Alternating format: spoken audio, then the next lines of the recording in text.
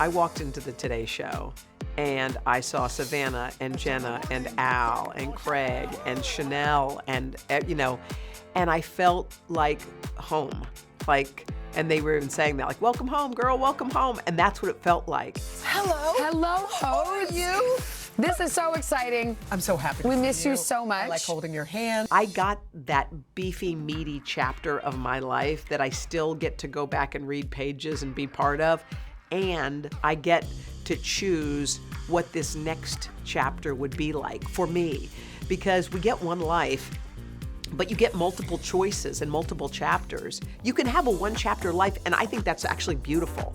Or you can say, I did that chapter. It was amazing. What's this chapter? Yeah, what's this one gonna be like? And so that's kind of what I'm discovering in this new place.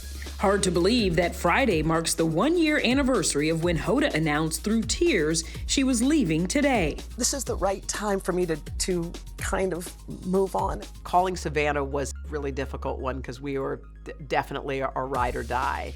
And calling her because she was out of the country. And when I told her what I was doing, she said to me, I'll mourn us and the show later, but not today.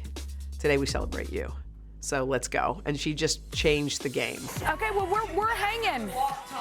Of the walk talk. Of course, Today still hasn't found Hoda's permanent replacement on the 4th hour with Jenna, but this week's fill-in has sparked an aha moment for the single mom of 2. I just want to go on record saying y'all are cute together. Thank you. I love Sheinelle and Jenna together. I think they're great together. I think they look great. I think they work great. I think they're terrific.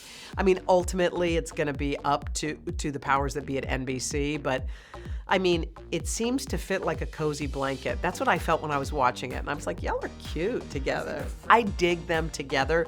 They're two great human beings, and what's between them is also great, because that's what makes the show. You can have great human being 1 and human being 2, but if what's in between isn't magical, it won't work. But I see magic there, so let's see. As for Hoda's life now, she just released her 9th book, Jump and Find Joy, Embracing Change in Every Season of Life.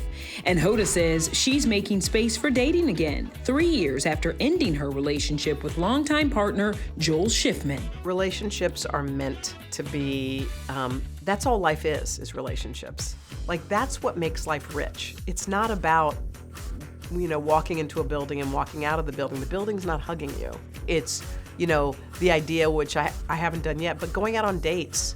Like, that could be fun. That's a whole other part of life that needs to be explored, and it shouldn't always be later. I want someone who I love to introduce me to someone who they love. No Raya. We're not doing Raya. No, I don't. I'm not doing anything. I know everyone says do it, but I just would rather a human. I'm into human beings. Hoda's book also offers readers a guide on how to navigate change and upheaval, even and perhaps especially when it's unexpected. I think in life, you just stop caring after a while. You know how that happens? You're like, okay, this is me, so what?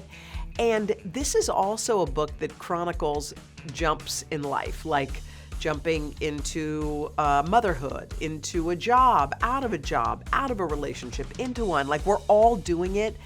And I think it's scary. And so I was thinking about that, like, to make a choice that is life-changing. What goes into that? Do you do a pro-con list? Do you do a gut check? What do you do? What's the right way to do it? And I used my own experiences and a bunch of other people, and it kind of showed the path.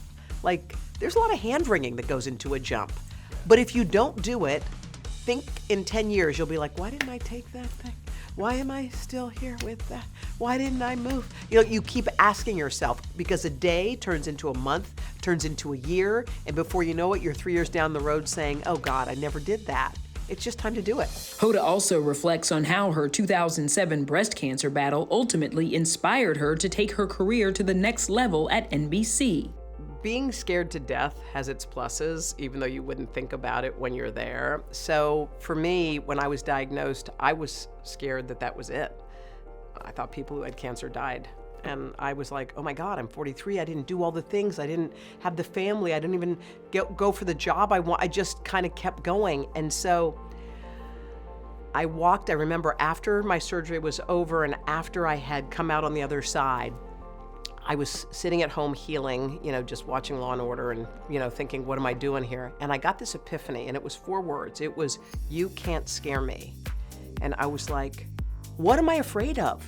So I was like, let's go. So I went straight up to my boss's floor, went to see Jeff Zucker on 52. I gave him my speech, you can't scare me. I can do this and blah, blah, blah.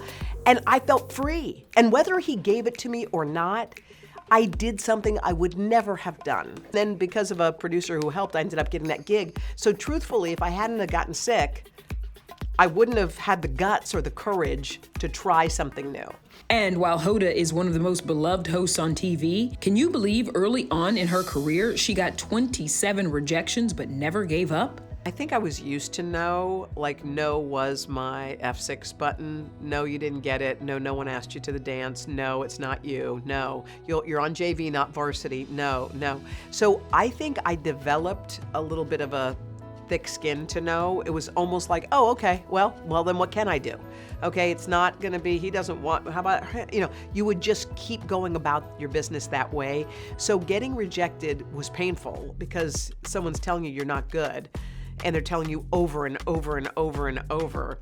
But there was something inside me that had a feeling that maybe someone would choose me at some point.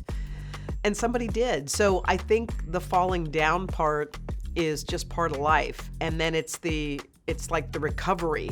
Because look, if I was really good starting out, I would have been devastated with a no. But I wasn't. I didn't know what I was doing. I wasn't great. And one news director said yes, just one.